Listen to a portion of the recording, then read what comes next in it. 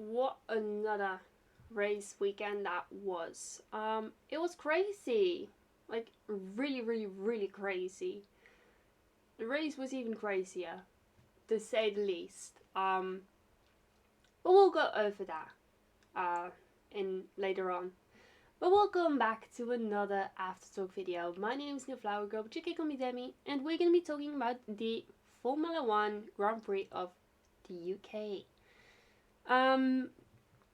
It's the only one we're going to be talking about, so I'm going to go over all the different practices and qualifying sessions, and I have some Instagram footage to share with you guys of what happened during the race. One of them is scary, but it is okay to share because I'll explain later. So first of all, FP1.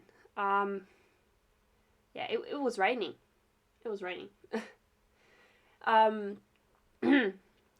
Only 10 drivers set a lap there. Valtteri Bottas was first. That's the first time since he got to Alfa Romeo. Yeah. Basically the top guys like Verstappen, Ricciardo, Alonso, Perez and Russell, they did not set a lap. Other top guys like Hamilton, Leclerc, and Vettel, they set a lap time. Yeah. Hamilton drove the most laps, and the least laps driven were by Latifi, Albon, Alonso. Yeah, them three, which is one lap. But then again, it was raining, so yeah. FP2. This saw everyone set a lap.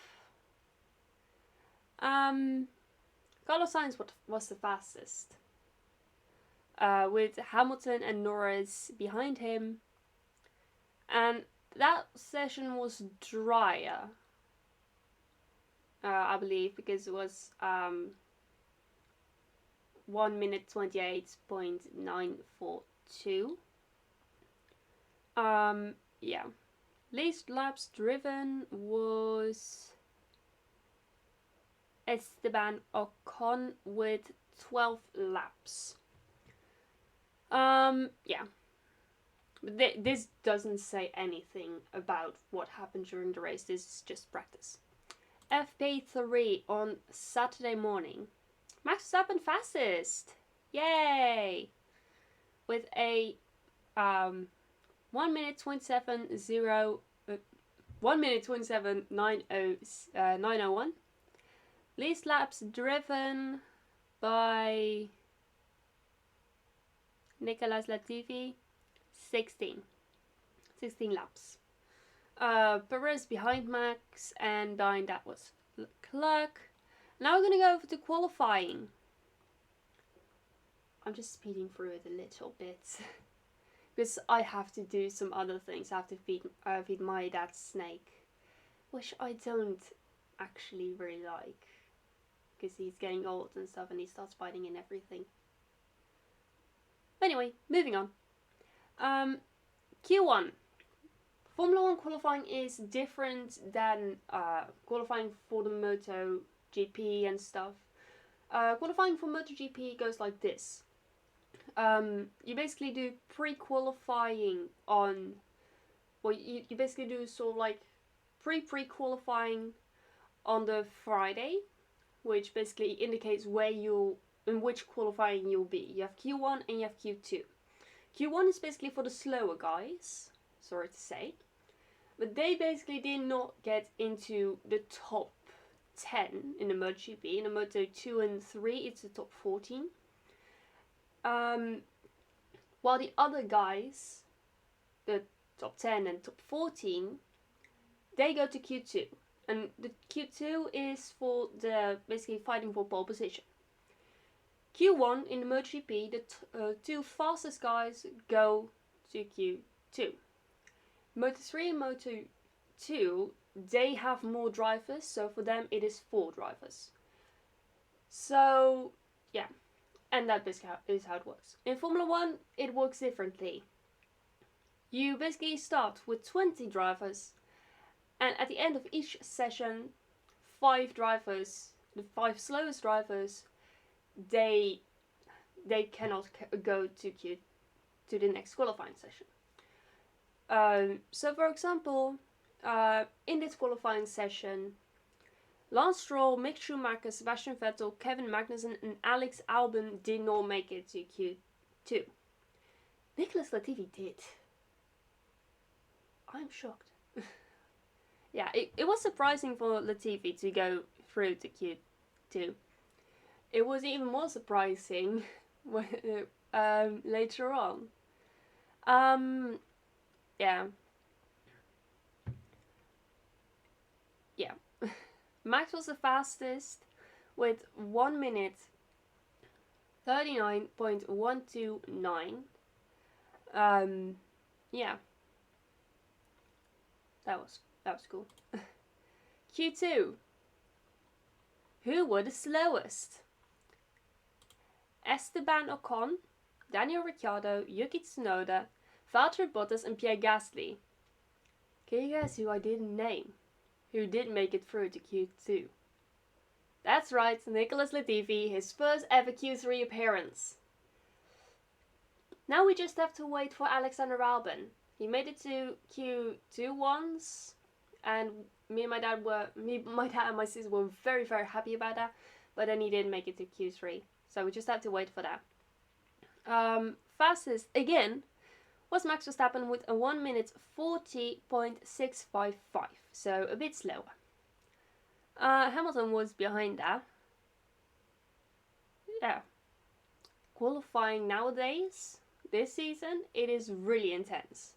Like, yeah, you sit on the edge of your chair the whole time.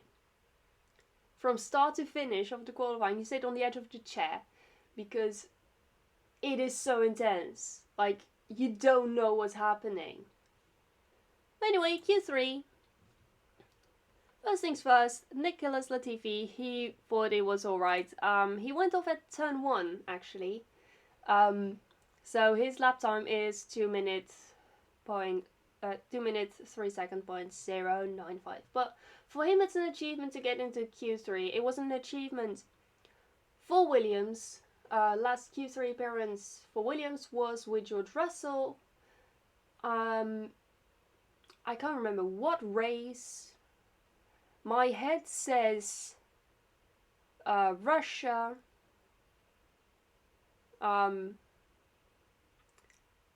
But I can't exactly remember.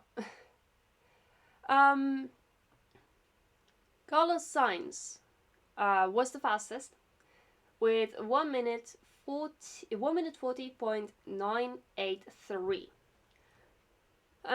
So yeah, let's have a look at the grid of that day, of Sunday.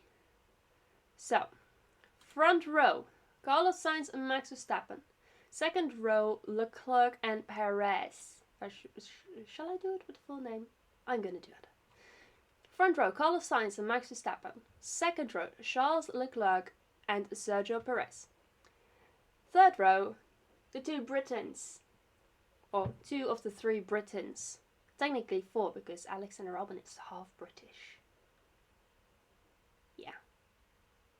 2 of the Britons on the grid. On the third row, Lewis Hamilton and Lando Norris. Then on the fourth row, Fernando Alonso and George Russell. The fifth row, Guan Yu Zhao and Nicholas Latifi.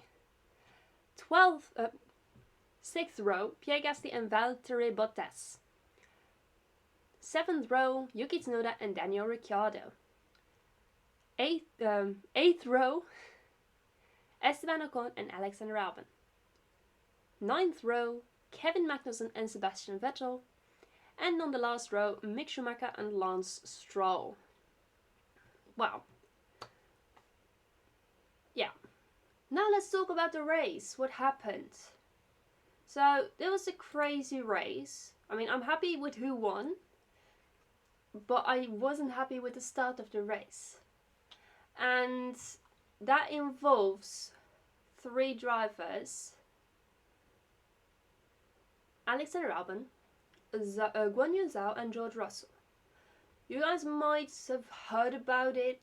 Guan Yu Zhao got launched into the catch fence really severely. He got flipped upside down and went over the tire barriers into a fence. He is okay.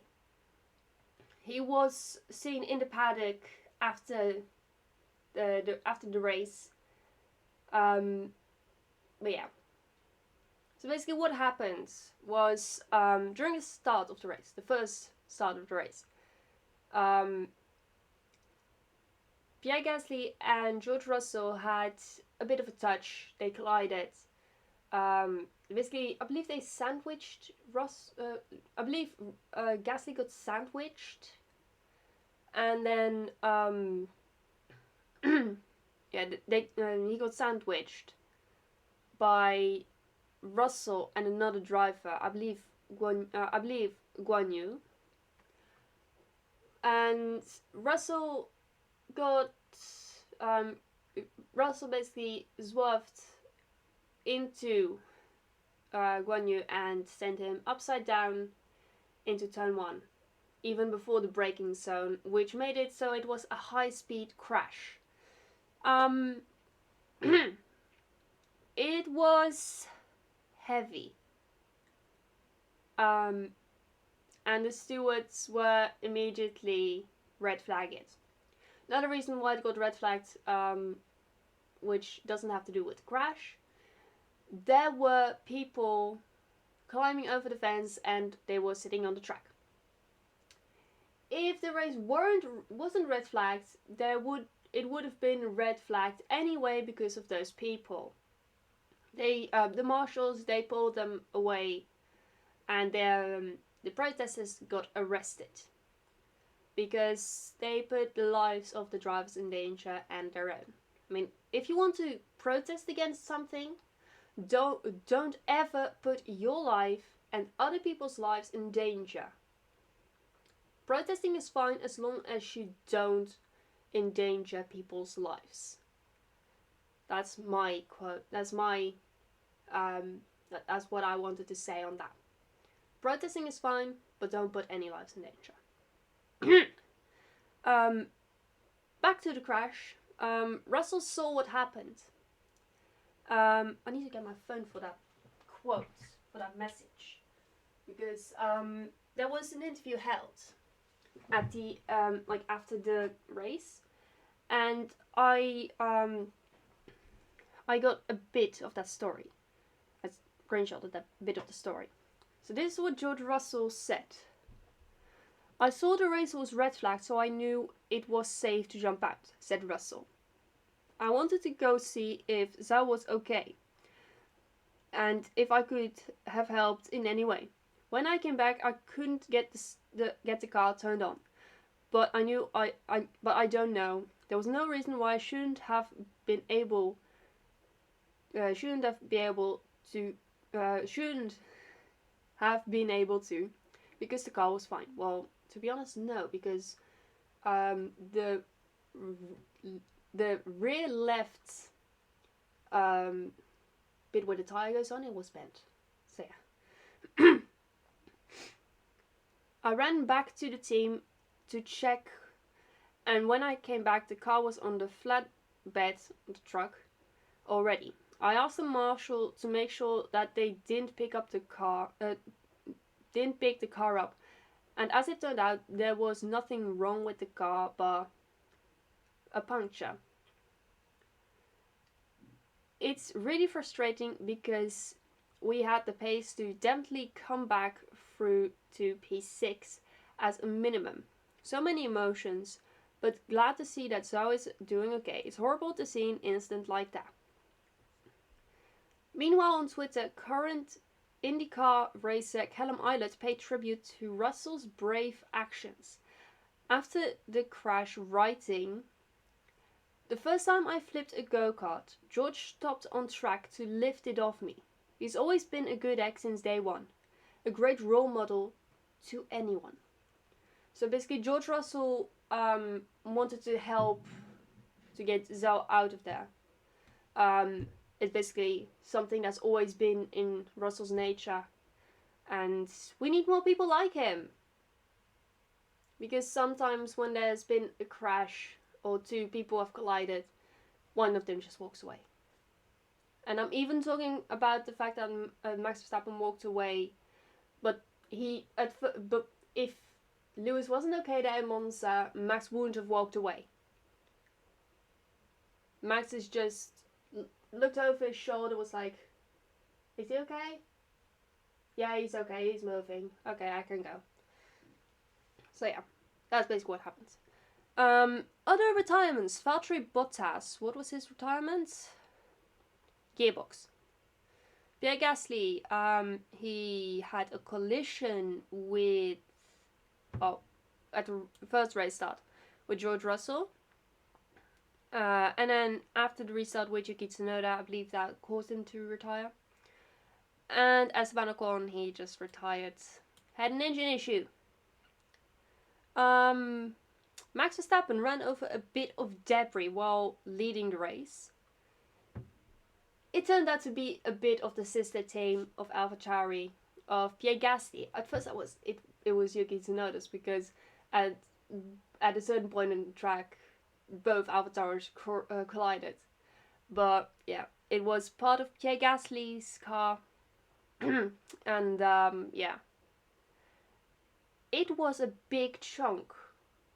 I believe it was like from the rear or something. I don't know, but it cut open the entire left floor side of the car, and it got stuck under.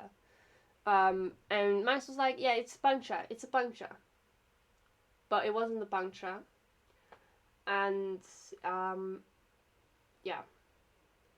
He drove the entire race with damage, and he did damage control. P7 after a few last lap battles with Mick Schumacher. I mean, how long have we wanted Mick Schumacher to get points?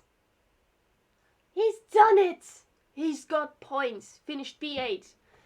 And Sebastian Vettel, his mentor,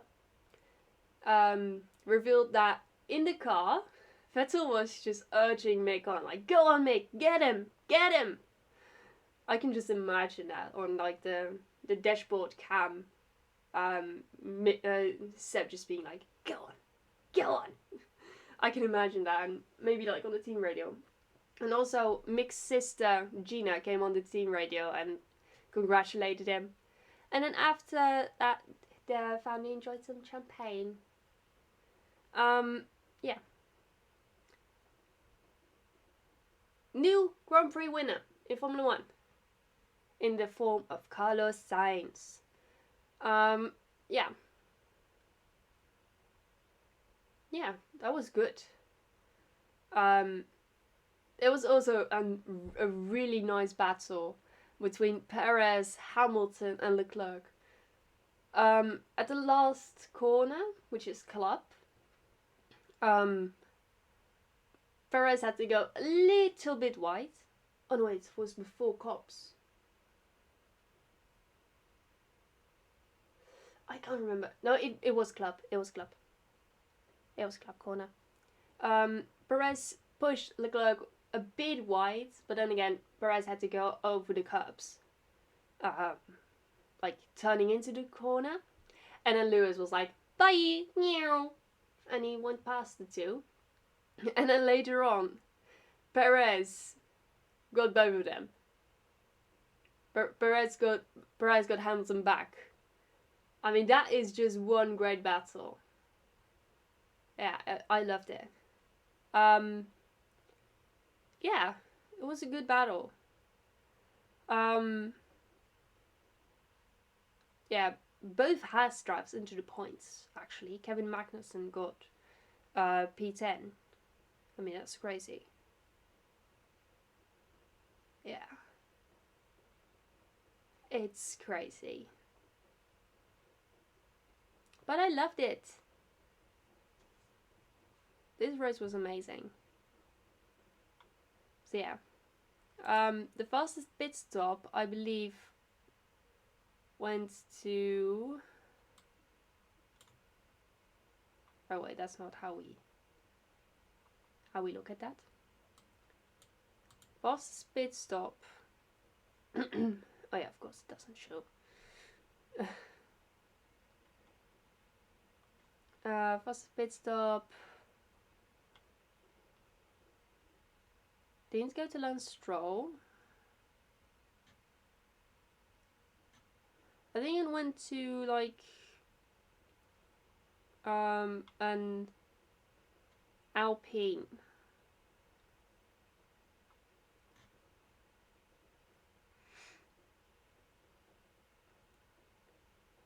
I can't remember, really.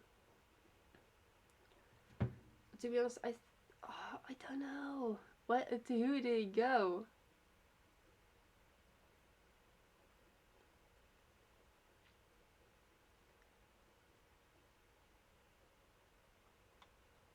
I really don't know. I believe it went to Alpine. Right, so let's go to Instagram. Turn on live. I need to turn on my webcam and frame. There we go. And we're gonna look at it. So, I have two things to show. Like, we're not gonna show this one. I mean, even though Esteban's face is really funny.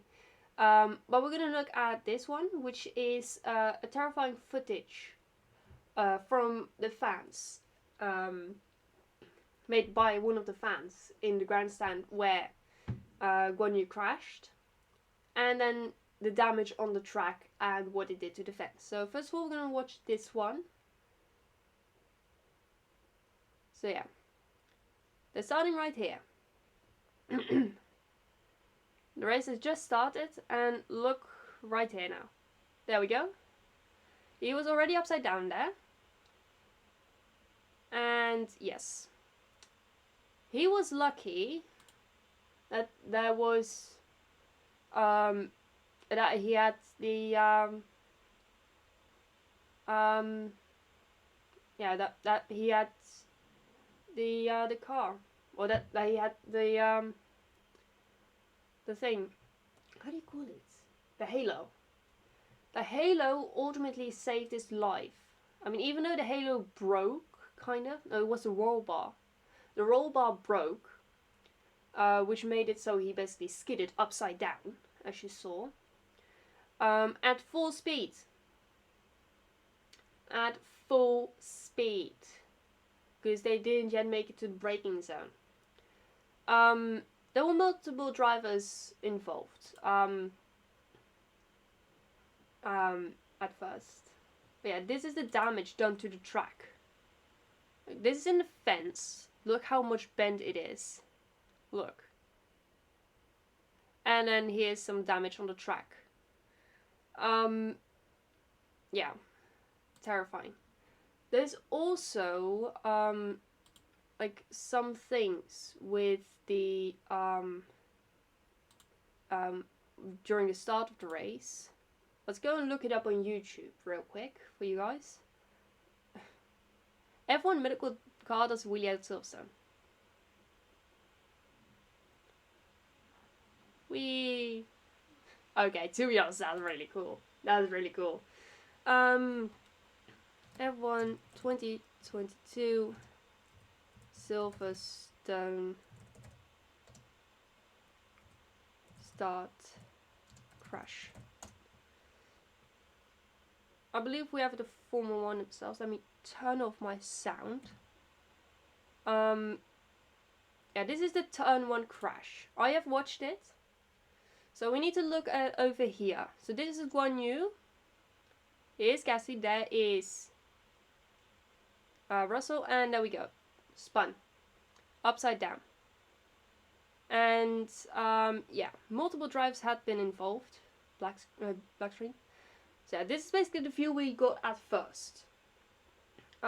It was quite terrifying to see that happening.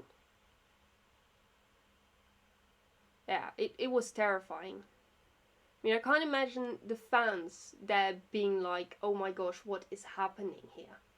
In slow motion, and you can see something happening over here too. We'll get to that a bit later. I mean, Guan Yu is okay. So that's the reason why I'm sharing this with you guys.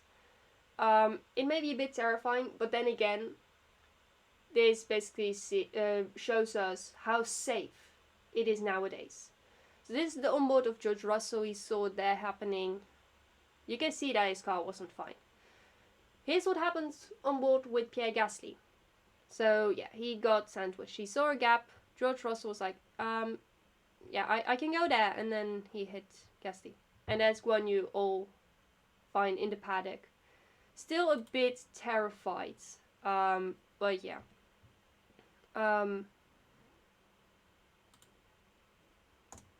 I believe there was also something with like yeah, what happened with God. There was something that happened with Alexander Albon.